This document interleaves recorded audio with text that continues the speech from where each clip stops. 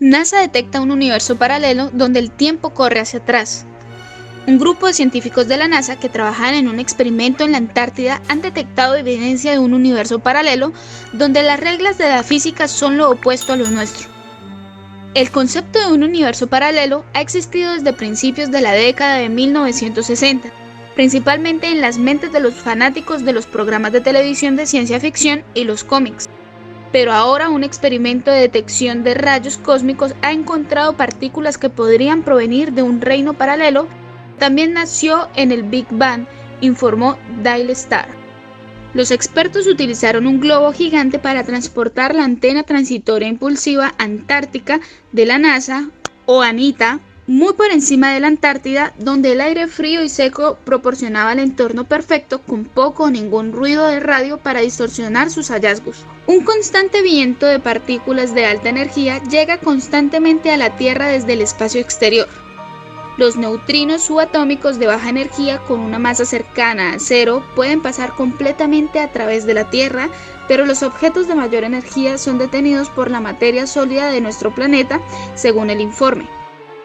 Eso significa que las partículas de alta energía solo se pueden detectar bajando desde el espacio, pero ANITA del equipo detectó partículas más pesadas, los llamamos neutrinos tau, que salen de la Tierra. El hallazgo implica que estas partículas realmente están viajando hacia atrás en el tiempo, lo que sugiere evidencia de un universo paralelo, según el Daily Star. El investigador principal de ANITA, Peter Gorham, físico experimental de partículas de la Universidad de Hawái, sugirió que la única forma en que el tau neutrino podría comportarse de esa manera es si se transforma en un tipo diferente de partículas antes de pasar a través de la Tierra y luego nuevamente. Gorham, autor principal de un artículo de la Universidad de Cornell que describe el extraño fenómeno, señaló que él y sus colegas investigadores habían visto varios de estos eventos imposibles, sobre los cuales algunos se mostraron escépticos.